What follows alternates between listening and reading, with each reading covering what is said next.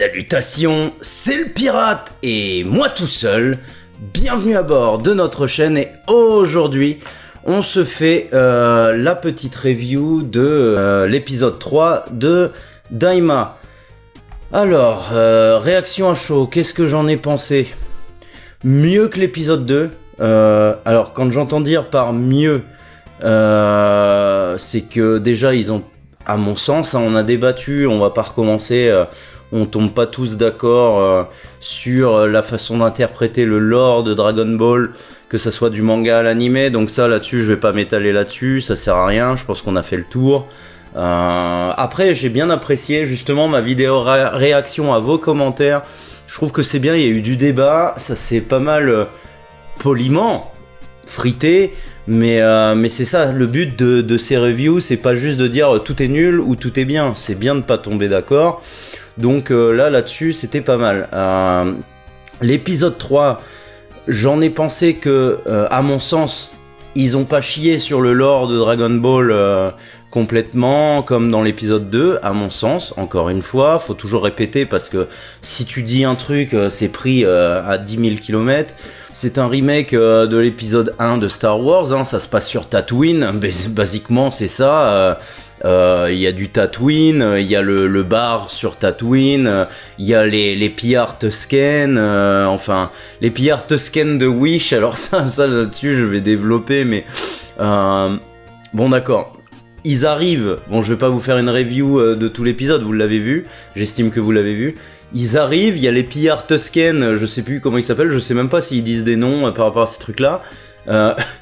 Et qui balance des flèches au ralenti, ça m'a fait rire, mais je sais pas si ça m'a fait rire dans le bon sens, dans le sens que les mecs sont tellement retardés mentaux. Donc t'as Goku qui arrive avec Glorio et Shin sur le troisième niveau du monde des démons. Et d'ailleurs j'ai débunk un truc, alors pareil, ne prenez pas ça au sérieux, mais dans l'épisode 1, quand je disais qu'il sortait du trou du cul de Wrap Up, et ben en fait c'est ça, ils sortent vraiment du trou du cul du poisson. C'est débunk, parce qu'ils te le montrent dans l'épisode. Donc ils arrivent, en gros le gaz fait que tout est ralenti. Et t'as les mecs qui habitent sur place depuis des générations et ils ont pas pensé à développer des flèches qui tombent à une vitesse supérieure. Je sais pas moi, travailler avec le gaz. Donc du coup je me dis c'est des retardés mentaux. C'est que ça fait des générations, des décennies, des siècles, j'en sais rien, qui vivent ici. Et les mecs ont pas pensé à développer des... Alors, je sais pas moi, une sorte de métal ou quoi, pour tirer des flèches plus vite. Donc du coup, l'action elle est assez drôle, j'ai rigolé, parce qu'en fait il se passe rien, tu sais que tu vas pas mourir, t'as la flèche qui arrive au ralenti, et du coup ça a eu un effet on va dire positif sur moi. Dans l'ensemble, l'épisode je me suis pas emmerdé, faut dire ce qui est, j'ai regardé l'épisode, je dirais pas qu'il se passe pas grand chose, ils sont en train de poser les bases de l'histoire, mais d'un autre côté, ça me plaît mieux dans le sens qu'ils te chient pas sur le lore Dragon Ball, ils partent sur une autre histoire, et voilà. Bon après, ils sont littéralement sur Tatooine. Bon, le coup de finalement, Goku et tous ses amis sont rétrécis, et pas complètement rajeunis. Là les mecs, Goku c'est quand même, là on a downgrade, hein, c'est Goku c'est un enfant, il fait des proutes, c'est trop drôle. J'ai pas rigolé ça, enfin j'ai pas l'âge pour rigoler de ces blagues là. Quand les gens disent c'est du Toriyama, oui, Toriyama il aime bien parler de pipi caca et prout prout, mais encore une fois, quand il en parle, c'est bizarre, mais quand il en parle dans Dragon Ball, du pipi caca prout prout, et ben c'est rigolo. Là, c'est rigolo pour un jeune enfant. Encore une fois, on regarde avec mon fils de 13 ans, il a pas rigolé, il s'est pas dit putain, des bars, c'est trop drôle, il a pété, ça pue.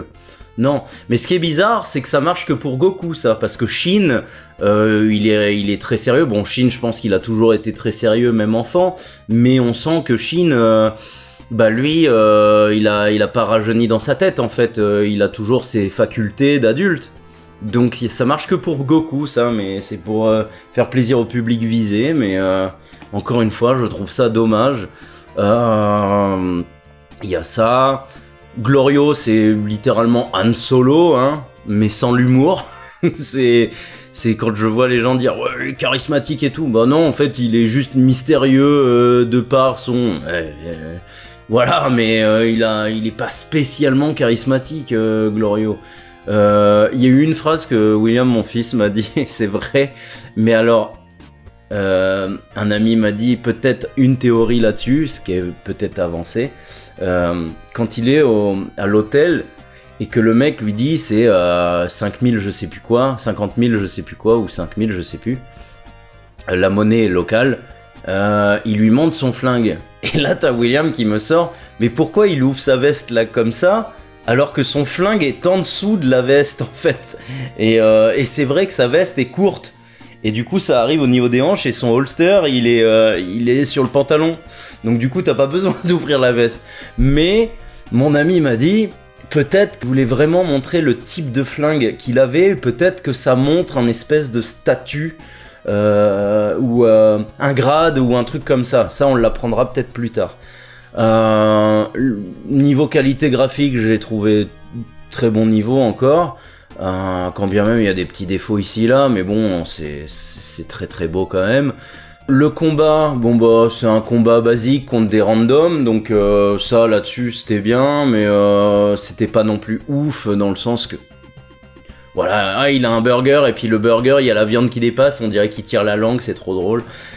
Moi j'accroche pas à l'humour, j'accroche pas au délire chibi là, ça c'est vraiment pas possible.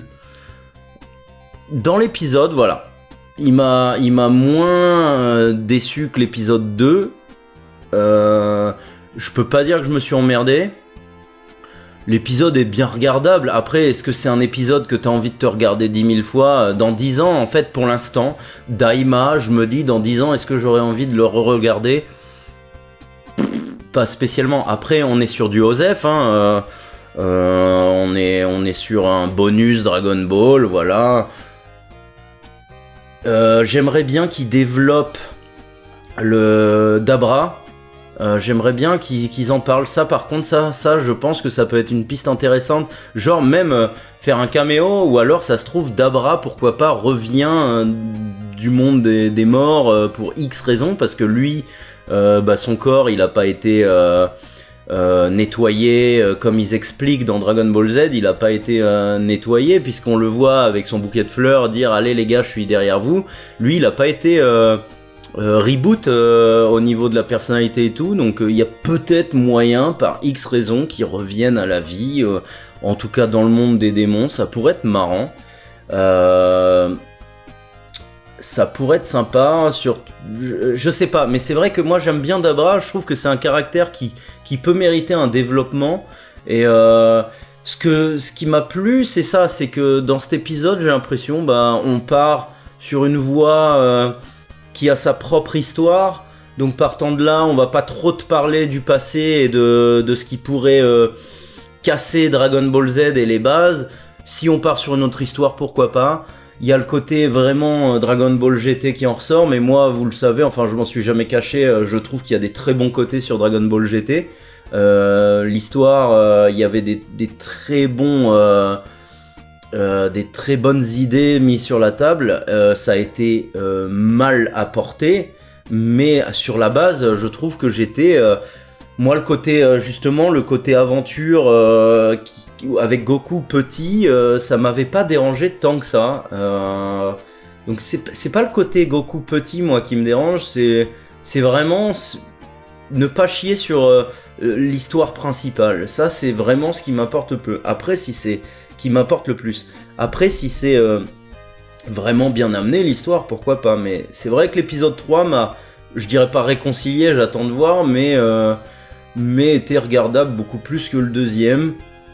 Mais après, il pose les bases, mais il se passe pas grand chose non plus, hein. C'est Star Wars épisode 1 sur Tatooine, et puis voilà. Donc on verra la suite, voilà mon ressenti personnel, j'attends vos commentaires, j'ai peut-être oublié un ou deux points, et vous pouvez m'en parler, on débattra dans les commentaires. J'aime beaucoup ça, parce que c'est pas mal, parce que moi à l'époque où j'ai créé ma chaîne, il n'y avait plus Dragon Ball Super et tout, Et là, le fait qu'on puisse tous en parler, je trouve ça sympa, ça amène un petit truc en plus à la chaîne, et puis à voir ce que vous pensez de notre œuvre préférée quand même, parce que les figurines c'est bien, mais c'est pas mal de parler de tout ça. Donc voilà, j'attends de voir l'épisode 4, après j'enlève pas le fait que je trouve que c'est trop bébé, c'est vraiment pas...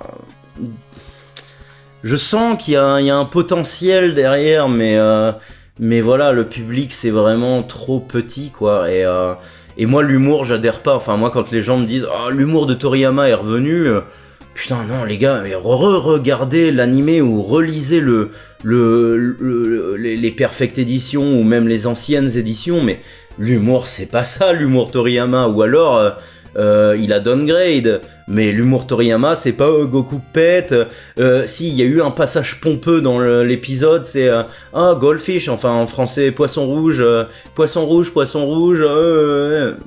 c'est bon mec, Là, j'ai compris que Goku, ça y est, c'était redevenu un enfant. Il a oublié son âme d'adulte. C'est plus possible, là. Donc ouais, voilà. Ça, c'était mon ressenti. On va voir la suite. Voilà. Salut, c'était le pirate. Et petite Nana qui est partie là-bas.